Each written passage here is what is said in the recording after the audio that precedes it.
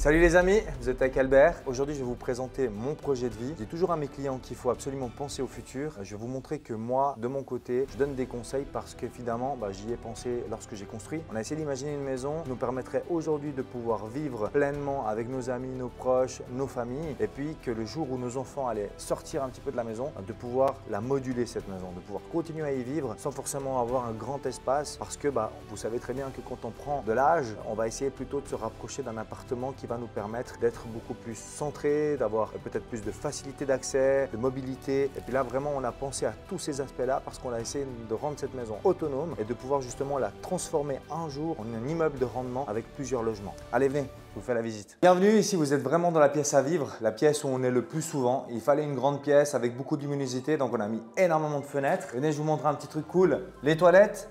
On a prévu en fait, si vous voulez, un petit principe qui est assez sympa puisqu'on accède depuis l'intérieur et on a une porte qui donne sur l'extérieur. Comme ça, lorsqu'on profite de la terrasse l'été et qu'on a des amis, ils passent directement par l'extérieur pour accéder aux toilettes. Ici, on a prévu en fait une salle de jeu puisqu'on a des enfants qui sont encore petits. Donc on s'est dit, voilà, s'il y a des amis, etc., ils pourront s'amuser dans la salle de jeu. Donc dans cette salle de jeu, on a prévu un truc assez sympa. Dans ce coin, on a déjà fait des arrivées d'eau pour qu'un jour, cette salle devienne une chambre avec une douche privée, séparée. Lorsque nos enfants sortiront du cocon, donc on pourra directement habiter dans l'attique ici avec mon épouse et puis avoir une chambre pour nous, un salon, une cuisine, une salle de bain pour les amis, une salle de bain privée, accès directement à la terrasse avec depuis l'extérieur. Puis évidemment, vous allez me dire, mais avec tous ces escaliers, comment tu fais si un jour tu as un problème de santé et surtout si tu as 60, 70 ans, etc. puis que tu n'arrives plus à te mobiliser. Et bien là, on a prévu la petite touche qui fait un petit peu son charme. Derrière cette porte, on a caché un ascenseur. On a un ascenseur qui directement nous mène dans le salon pour nous permettre en tout temps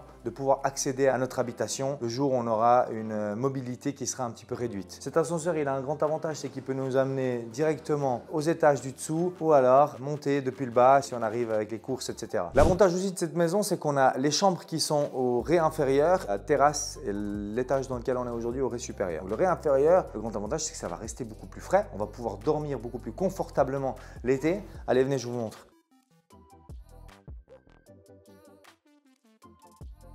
Donc à cet étage, on a vraiment l'étage des chambres. On a pu donner 3 chambres ici pour les enfants, donc chacune a sa chambre. Et puis on a une salle de bain pour elle qui est pour les 3 filles. Je rappelle, j'ai 3 nanas à la maison, 4 avec madame. Et ici, on a fait un petit miroir où chacune a son tiroir, les tiroirs du bas pareil. Et puis la chambre master ici avec notre chambre privée. Je vous montre juste peut-être le petit charme.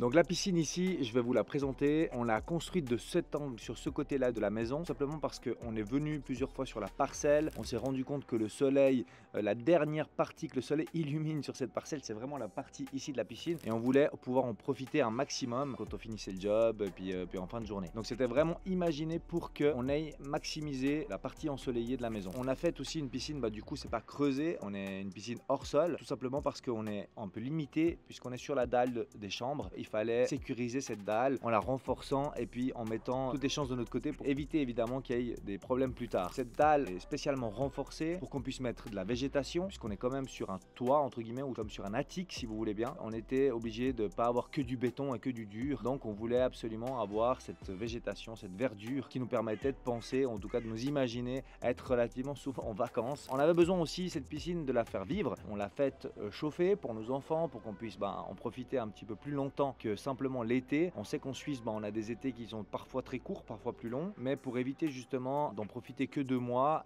on l'a chauffé avec une pompe à chaleur spécifique pour la piscine. En plus de ça, au tout départ, on avait prévu une piscine à 1,20 m de profondeur parce que on était un petit peu tenu par les exigences de l'ingénieur, etc. Et puis quand on a revu l'ingénieur, on a refait d'autres calculs et puis on a renforcé un petit peu plus la dalle pour la faire un peu plus profonde à 1,45 m puisque ça nous permet justement de pouvoir y jouer et de pouvoir en profiter encore plus avec nos enfants et avec nos proches. Le but vraiment de cette partie qu'on a de la maison, c'est d'en profiter un maximum et de pouvoir recevoir nos amis et leurs enfants évidemment et que ça soit tout le temps plein. On dit toujours dans la famille, plus il y a de monde, plus on rit et c'est la vérité et je vous invite vraiment à faire pareil de votre côté. Bon les amis, on va conclure cette vidéo avec vraiment les conseils suivants. Lorsque vous construisez, pensez vraiment à demain. Ne vous arrêtez pas aux 5 ou 10 prochaines années. Pensez que vos enfants vont grandir, pensez qu'un jour ils vont partir, pensez qu'un jour vous serez tout seul dans cette maison. Tous ces paramètres-là doivent vous amener en collaboration avec votre architecte, avec votre entreprise générale à réfléchir au futur de votre maison. Pensez à votre futur et à votre construction pour la modeler et pour pouvoir la transformer en tout temps. Essayez de rester un maximum possible dedans et puis entourez-vous des bonnes personnes. Chez Infinis, on conseille pas seulement sur l'aspect financier, on conseille évidemment aussi sur l'aspect